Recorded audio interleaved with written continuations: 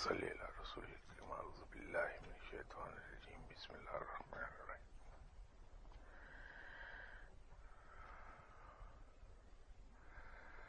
حضرات، یہ محرم کا مہینہ شروع ہوا ہے. یقینی طور پہ ہماری یہ خواہش ہوگی کہ اس کے بارے میں ہم کچھ تفصیلی گفتگو کر پائیں. محرم کا مہینہ شروع ہی سے اسلام کی آنے سے پہلے سے ہی متبرک مہینہ گنا جاتا تھا. حرمت کا مہینہ تھا یہ. اور یوم عاشور 10 محرم اسلام سے پہلے ہی سے مختلف قوموں کے نزدیک بڑا حرمت والا دن گنا جاتا ہے. یہودی تو 10 محرم کا روزہ بھی رکھتے ہیں. سائنس میں جو چیز بگ بینگ کے نام سے جانی جاتی ہے کہ زمین ایک بگ بینگ کے نتیجے میں وجود میں آئی تھی، اور قرآن میں نے جہاں یہ بیان کیا کہ ہم نے اسے 6 راتوں اور 6 دنوں میں زمین و آسمان کو بنایا اور قائم کیا، تو یہ زمین و آسمان یوم عاشور ہی کے روز تخلیق کیے گئے. حضرت آدم علیہ السلام کو رب تعالی نے جنت میں جب داخل کیا تو وہ بھی یوم عاشور ہی کو داخل کیا. حضرت ابراہیم علیہ السلام کی پیدائش یوم عاشور کی ہے. جس دن حضرت ابراہیم علیہ السلام کا فدیہ اور قربانی لی گئی وہ بھی یوم عاشور ہی تھا.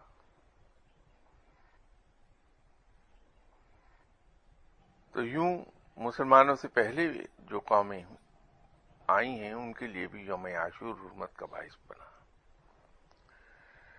خدا آپ صلی اللہ علیہ وسلم نے یوم عاشور کی حرمت کو مختلف اوقات میں مختلف طریقوں سے واضح کیا. آپ صلی اللہ علیہ وسلم نے ماہ محرم کے بارے میں، پورے محرم کے بارے میں فرمایا کہ جس انسان نے محرم کا ایک روزہ بھی رکھا اسے پورے 30 روزوں کا ثواب ملے گا. 10 محرم کے روزے کی فضیلت بے پناہ بیان فرمائی ہے. حتیٰ کہ آپ صلی اللہ علیہ وسلم نے یوم عاشور کی حرمت بیان کرتے ہوئے فرمایا کہ جس شخص نے 10 محرم کے روز کسی یتیم کے سر پر ہاتھ رکھا اسے اس یتیم کے سر پر جتنے بال موجود ہیں ان بالوں کی تعداد کے برابر ثواب عطا کر دیا جائے گا. بدقسمتی سے مجھے تعداد یاد نہیں رہی کہ آپ صلی اللہ علیہ وسلم نے یوم عاشور کے روزے کے رکھنے پر اور کسی شخص کا یوم عاشور کا روزہ افطار کرانے کے ثواب کے بارے میں فرمایا کہ اس شخص کو تمام مسلمان قوم کے روزے افطار کرانے کا ثواب عطا کر دیا جائے گا، اور اس کو یہ ثواب بھی عطا کر دیا جائے گا کہ اس نے پوری امت محمدیہ صلی اللہ علیہ وسلم کو پیٹ بھر کے کھانا کھلایا. یہ حرمت بیان فرمائی ہے آپ صلی اللہ علیہ وسلم نے. تو آپ صلی اللہ علیہ وسلم کے پردہ فرما جانے کے بعد واقعہ کربلا بپا جب ہوا تو اس کے بعد مسلمانوں کے لیے اس دن کی اہمیت اور بھی بڑھ گئی کہ اس دن حضرت امام حسین رضی اللہ تعالی عنہ نے بندگی، اطاعت اور صبر کہ انتہائی حدوں کو ثابت کیا کہ وہ انسانی بس میں ہے کہ کوئی انسان ہوتے ہوئے بھی فرشتوں سے آگے نکل جائے۔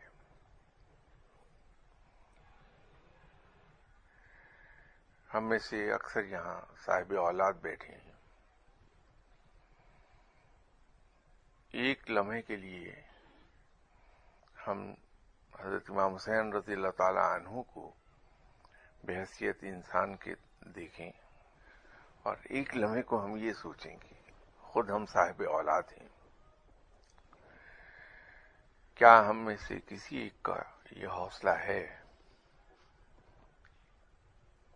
کہ اپنی جوان اولاد کو اپنے ہاتھوں سے تیار کر کے اپنے ہاتھوں سے گھوڑے پر سوار کرائیں اور میدان جنگ میں روانہ کر کے خیمے کے باہر بیٹھ کے میدان جنگ کا نظارہ کریں کہ میرا جوان بیٹا کتنے لوگوں میں گھرا ہے اور کس طرح سے زخمی ہو رہا ہے، اور اپنی آنکھوں سے ہم نظارہ کریں کہ ہمارا بیٹا ہماری آنکھوں کے سامنے شہید کر دیا گیا، اور پھر جوان بیٹی کی لاش خود اٹھا کے واپس خیمے تک پہنچائی جائے۔ میں یہ سمجھتا ہوں کسی باپ کے لیے ممکن نہیں ہے، لیکن حضرت امام حسین رضی اللہ تعالی عنہ نے یہ ثابت کر دیا کہ انسان اگر چاہے تو وہ اس مقام پر بھی پہنچ جاتا ہے۔ حضرت امام حسین رضی اللہ تعالی عنہ کی عظمت بحیثیت نواسہ رسول تو بالکل واضح ہے، آیا ہے، وہ کسی بیان کی محتاج نہیں ہے۔ حضرت امام حسین کس طرح سے آپ صلی اللہ علیہ وسلم کے لاڈلے تھے، کس طرح سے آپ صلی اللہ علیہ وسلم نے اپنے نواسوں کو اپنے سینے سے لگا کے پالا، کیسی تربیت کی، وہ ہم سب پہ واضح ہے، ہم جانتے ہیں۔ حضرت امام حسین رضی اللہ تعالی عنہ کی اس مقام سے ہٹ کے اگر ہم حضرت امام حسین رضی اللہ تعالی عنہ کو بحیثیت انسان کے بھی دیکھیں تو وہاں عظمت کے ایسے پہلو سامنے آتے ہیں جو عام حالات میں انسانی بس کے ہیں نہیں۔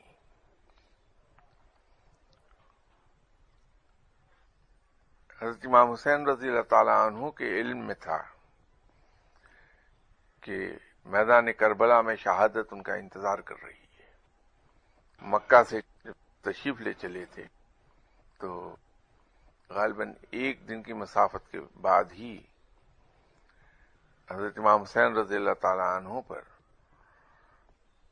واقع کربلا کا پیش آنا واضح ہو گیا تھا۔ جو اکثر ہم یہاں بات کرتے ہیں کہ انسان اگر اپنے ارادوں کو، اپنی خواہشات کو اور اپنی تمناؤں کو رب کے ارادوں کے ماتحت کر دے تو اسے رب کی دوستی نصیب ہو جاتی ہے، اور اس کو وہ مقام مل جاتا ہے جس کو اللہ نے اپنے الفاظ میں یوں بیان کیا قرآن میں کہ جو میرا ہو جاتا ہے میں اس کا ہو جاتا ہوں۔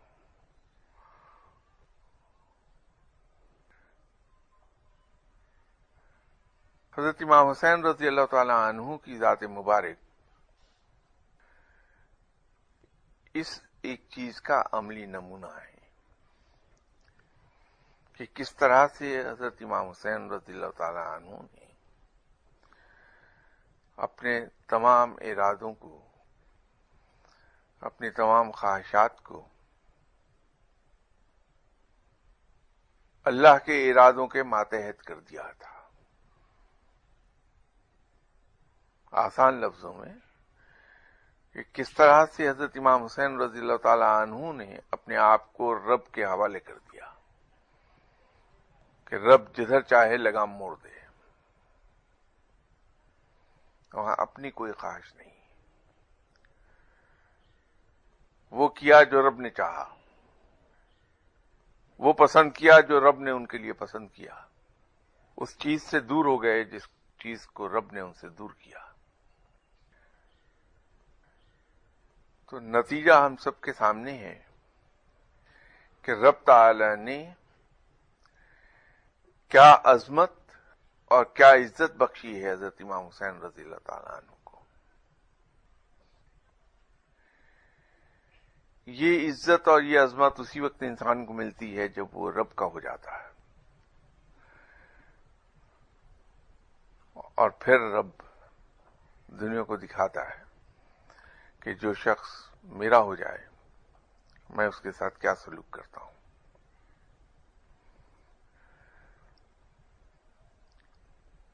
ہم میں سے بہت سے حضرات ایسے ہوں گے جن کے ماں باپ ان سے بچھڑ گئے ہیں، جا چکے ہیں دنیا سے.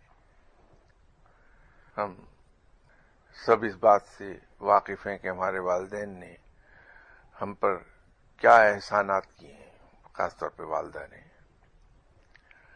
اور ہم سبھی واقف ہیں کہ ان کے ہم پر مر جانے کے بعد حق کیا ہیں، کیا حقوق ہیں ان کے. لیکن ذرا یہ ہم سوچیں کہ ہم میں سے کتنے لوگ والدین کی قبروں پر پابندی سے جاتے ہیں اور فاتحہ خوانی کرتے ہیں، ان کے لیے ختم درود دلاتے ہیں. حالانکہ ہم ان کا خون ہیں، ان کی اولاد ہیں، لیکن یہ رب کے ہو جانے کا اعجاز ہے. کروڑ ہا کروڑ مسلمان حضرت امام حسین رضی اللہ تعالی عنہ کی شہادت کا سوگ مناتے ہیں. آپ کا ذکر جگہ جگہ ہوتا ہے، آپ کے ختم درود کا، آپ کے لیے قرآن خوانی کا اہتمام کیا جاتا ہے. اور یہ وہ لوگ ہیں جن کا ان سے کوئی خون کا رشتہ نہیں ہے. اور اس کے برعکس جس شخص کے حکم پر یہ واقعہ پیش آیا، جو اس واقعے کا باعث بنا، اس کے خون کے رشتوں میں یہ جرت نہیں کہ وہ یہ دعویٰ کر سکیں کہ ہم اس کی اولاد ہیں. جبکہ حضرت امام حسین رضی اللہ تعالی عنہ کی غلامی کا دعویٰ کرنے والے عرب سے زیادہ مسلمان. یہ اسی چیز کا اعجاز ہے.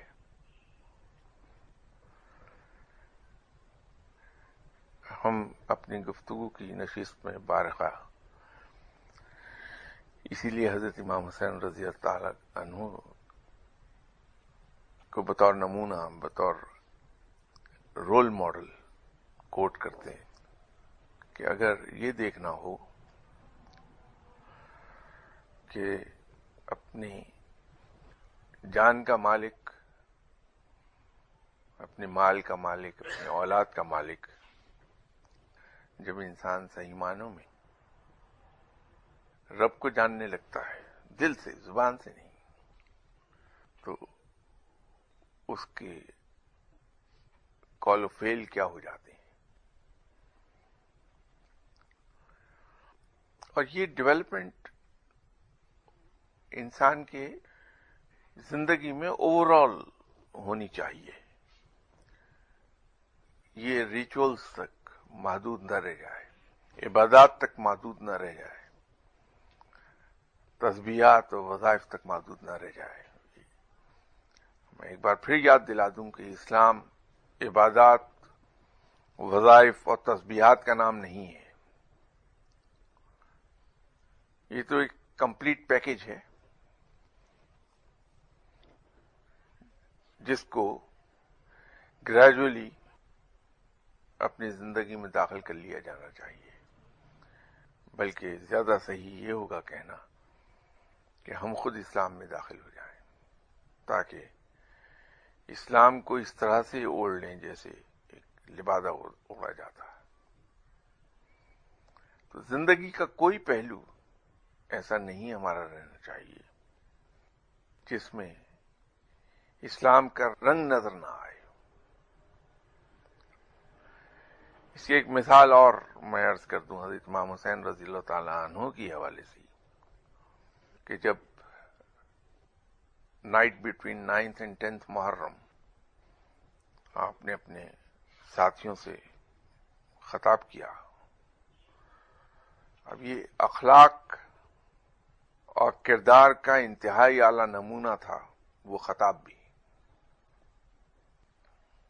آپ نے سب کچھ بیان کرنے کے بعد اپنے ساتھیوں کے سامنے کہ کیا ہو رہا ہے، اس کی وجوہات کیا ہیں، اور یزید حضرت امام حسین رضی اللہ تعالیٰ عنہ سے کیا چاہتا ہے،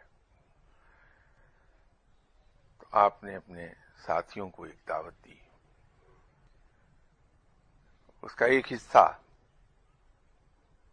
ایسا ہے کہ جس پہ اگر ہم 1% بھی عمل کر گئے تو انسانیت کے بہت معراج پہ جا پہنچیں گے.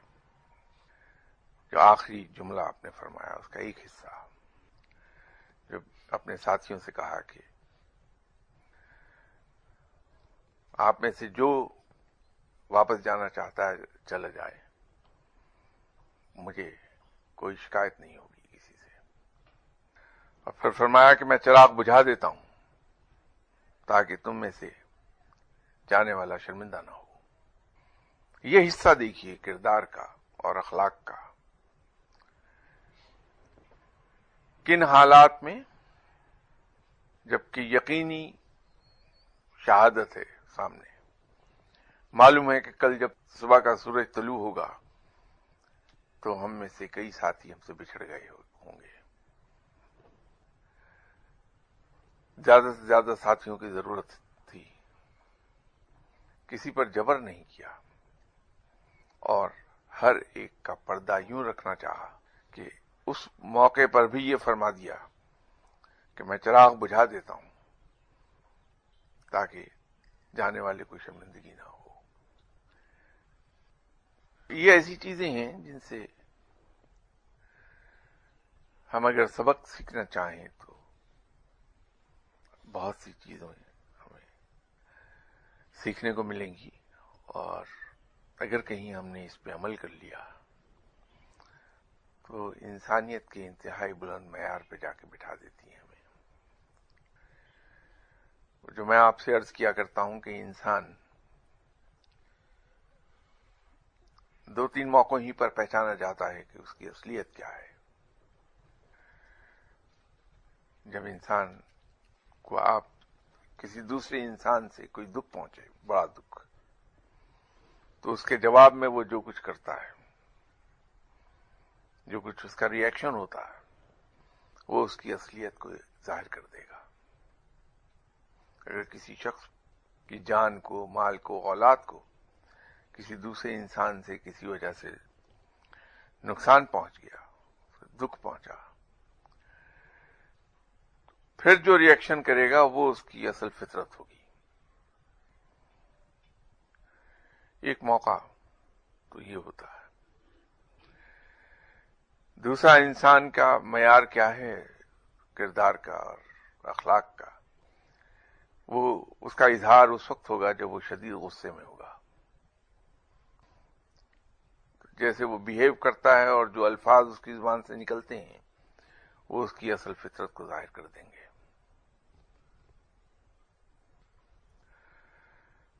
اور تیسرا وقت وہ ہوتا ہے جب کوئی شخص شدید تکلیف یا شدید دکھ میں مبتلا ہوتا ہے، تو اس کو وہ کیسے بیہیو کرتا ہے وہ اس کی اصل فطرت ہوتی ہے.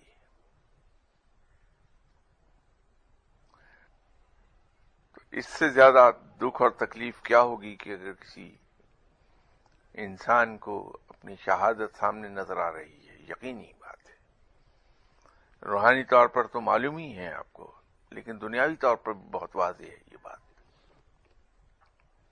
تو اس وقت اس کردار کا مظاہرہ کرنا صرف اسی انسان کے بس کا ہو سکتا ہے جو فطرتاً انتہائی اعلی مقام پر فائز ہے. ہم خطا وہاں کھاتے ہیں جہاں ہم اپنے اسلاف کی ایسی چیزوں پر واہ واہ کر کے پھر انہیں بھلا دیتے ہیں. ان چیزوں سے تو زندگی کا چلن سیکھا جانا چاہیے. اور اگر ہم یہ کوشش کر لیں کہ جو کچھ ہم اپنے اسلاف کے بارے میں سنتے ہیں، پڑھتے ہیں، جانتے ہیں، تو انہیں اگر ہم تجربتاً ہی اگر مستقل نہ کر پائیں تو تجربتاً ہی اپنی زندگی پر طاری کر کے دیکھ لیں تو اس کے حیران کن فوائد سامنے آتے ہیں. اس کے نتائج ہی بہت حیران کن ہوں گے. ہمارے اسلاف میں بہت بڑی اور اعلیٰ مثالیں موجود ہیں. ایسے ایسے کردار کا مظاہرہ کیا ہے صحابہ اکرام نے، عقل دنگ رہ جاتی ہے. ہم فقیر ڈھونڈتے ہیں، دقت ہمیں وہاں پیش آتی ہے جہاں ہم فقیری وظائف اور تسبیحات میں ڈھونڈنے لگتے ہیں. یقین کیجئے کہ فقیری وظائف اور تسبیحات میں نہیں ملے گی. میں نے شاید 2 یا 3 اتوار پہلے ہی عرض کیا تھا کہ تسبیحات سے تو صرف کنسنٹریشن سپین انسان کا براڈ ہو جاتا ہے، کنسنٹریٹ کر پاتا ہے. ادروائز تسبیح ہاتھ میں رکھ کے اس کو پھیرنے کا کوئی فائدہ نہیں ہے. ہاں، ایک دنیاوی فائدہ ضرور ہے کہ آج اگر تسبیح میں ہاتھ میں رکھوں، وہ تو میری سستی اور کاہلی ہے کہ میں تسبیح بھی ہاتھ میں نہیں لے کے چلتا. ورنہ تو اس کا دنیاوی فائدہ یہ ہوگا کہ لوگ مجھے نیک سمجھیں گے، عبادت گزار سمجھیں گے، اور اپنی سادگی اور سادہ لوہی کی وجہ سے مجھے سلام کریں گے کہ میں بہت نیک انسان ہوں. یہ فائدہ ضرور ہے. ادروائز رب تعالیٰ تسبیحات کو نہیں دیکھتا کہ کوئی آدمی کتنی تسبیح رول رہا ہے. اس سے رب کو کوئی دلچسپی نہیں. یہ جہاں اور چیزیں بہت سی آئی ہمارے اندر ہندو کے ساتھ رہتے ہوئے ہندو کلچر سے ہمارے کلچر میں در آئی ہیں، وہاں یہ تصور بھی کہ مالا جپی جائے اور ہر کام کے لیے وظیفے کی تلاش،